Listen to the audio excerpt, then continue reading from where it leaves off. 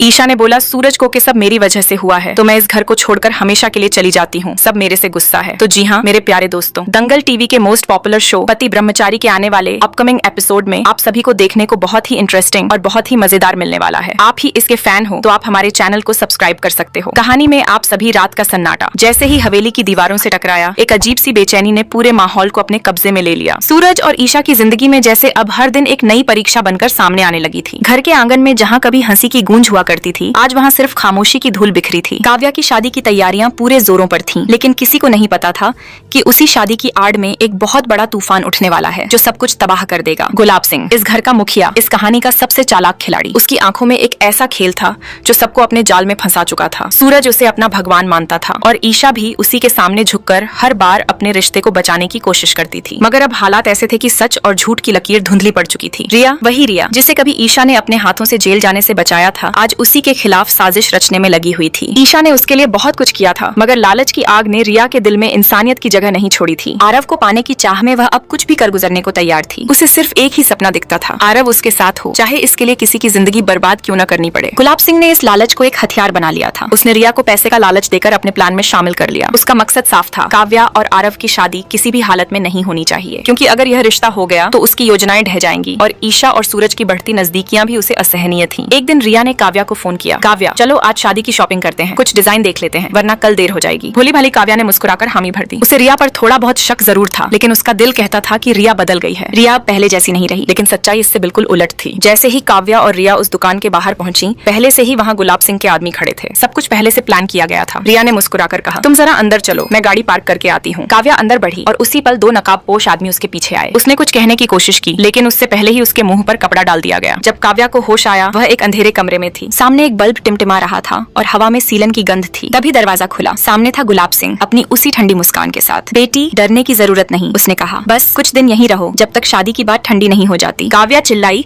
आपको कोई हक नहीं है मुझे यहाँ रखने का, लेकिन उसकी आवाज उस कमरे की दीवारों में गुम हो गई। उधर ईशा को जब पता चला कि काव्या गायब है, तो उसका दिल जैसे बैठ गया। वह समझ गई थी इसमें गुलाब सिंह का ही हाथ है। उसने सूरज से कहा, सूरज, काव्या को उन्होंने ही उठवाया है। पर सूरज ने गुस्से में कहा, बस करो ईशा, पापा ऐसा कभी नहीं कर सकते, वो मेरे भगवान है। ईशा की आंखों में आंसू भर आए, पर उसने हार नहीं मानी। वह खुद निकल पड़ी काव्या को ढूंढने। रात दिन की मेहनत, पुलिस की मदद और कुछ सुरागों के बाद ईशा आखिरकार उस पुराने गोदाम तक पहुंच गई जहां काव्या को कैद किया गया था। जैसे ही उसने दरवाजा खोला, काव्या ने उसे देखा और रो पड़ी। दीदी, मैं जानती थी आप जरूर आएंगी। ईशा ने उसे गले से लगाया, चलो यहाँ से निकलते हैं। लेकिन तभी पीछे से आवाज आई, इतनी जल्दी भी क्या है? गुलाब सिंह सामने खड़ा था, उसके साथ उसके गुंडे भी थे। सूरज भी वहीं पहुंच चुका था, लेकिन जब उसने अपने पिता को काव्या को कैद करते देखा तो उसके पैरों तले जमीन खिसक गई। पापा, ये क्या कर रहे हैं आप? गुलाब सिंह ने ठंडी हंसी के साथ कहा, जो तुम्हारे भले के लिए जरूरी है। ईशा ने कहा, प्लीज पापा, काव्या को छोड़ दीजिए। वह जानती थी कि यहाँ रहना उसकी आत्मा को चुभेगा, मगर अपनी बहन के लिए उसने अपनी जिंदगी कुर्बान कर दी। सूरज की हालत भी अब पहले जैसी नहीं रही। उसके दिल में जो भरोसा था वो टूट चुका था। उसने अपने पिता को गिरते हुए देखा था, एक ऐसे इंसान के रूप में जो रिश्तों को नहीं सिर्फ ताकत को पूजता था। धीरे धीरे सच्चाई सबके सामने आने लगी। रिया के फोन कॉल्स, गुलाब सिंह के लोगों की गवाही और काव्या के बयान ने सब कुछ साफ कर दिया। पुलिस ने गुलाब सिंह को गिरफ्तार कर लिया और रिया को भी उसके साथ जेल भेज दिया गया। जब गुलाब सिंह को ले जाया जा रहा था, उसने ईशा की तरफ देखा और कहा, मैंने सब तुम्हारे भले के लिए किया। ईशा ने बस एक शब्द कहा, भले का मतलब अगर किसका। पर अब ईशा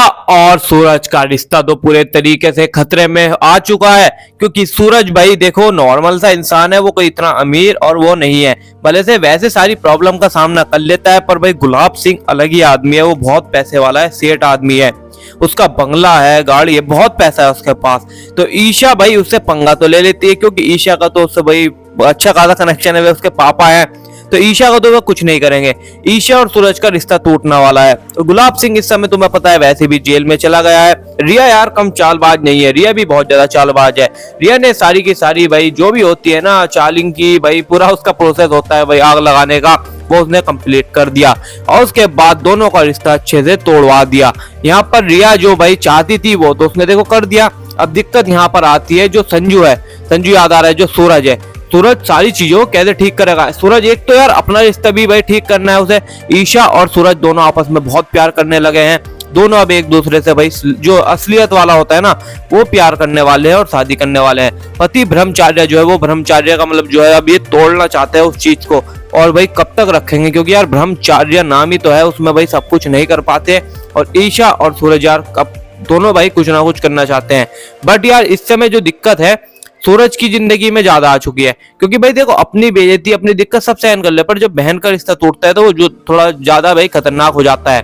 तो सूरज ने फैसला ये लिया है भाई, देखो सूरज की तरफ से तो सब ठीक है, और जो उसका है ना ईशा का भाई, वो भी भाई पूरे तरीके से सपोर्ट में शादी करना ही चाहता है। तो और भाई इसकी बहन भी सूरज की, तो दोनों ये फैसला लेते हैं। हमारे पिताजी ने रिश्ता तोड़वा दिया। तो क्या हुआ, अगले 5 दिन के बाद थोड़ा डिप्रेशन में जाते हैं, टेंशन वेंशन होती है।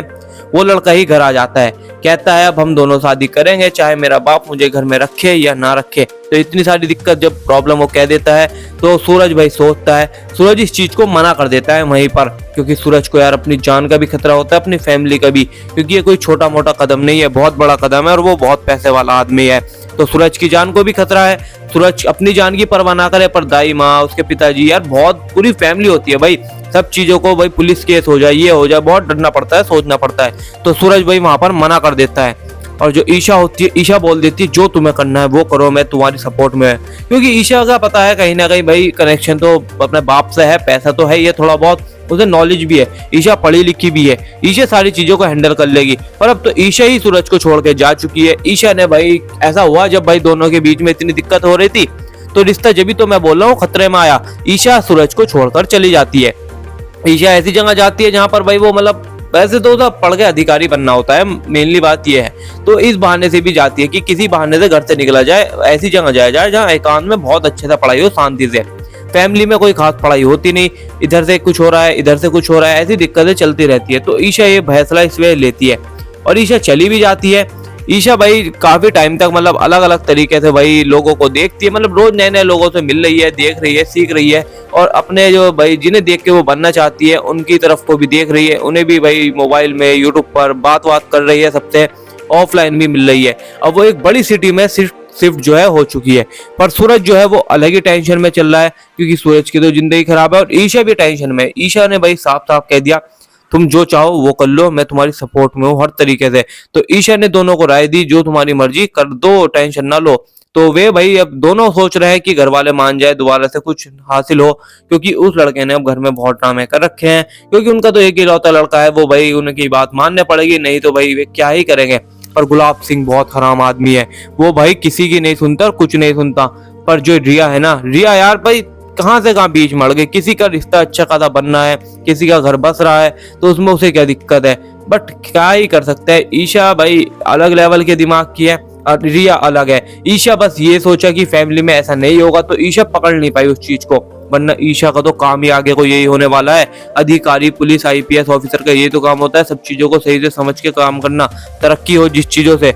पर ये तो गड़बड़ हो गई, उल्टा ही हो गया सब कुछ। पर वो देखते हैं चलो आगे क्या क्या होगा। आप ईशा के लिए पहले वीडियो को लाइक करो, चैनल को सब्सक्राइब करो, और लाइक सब्सक्राइब रुकने नहीं चाहिए गाइस।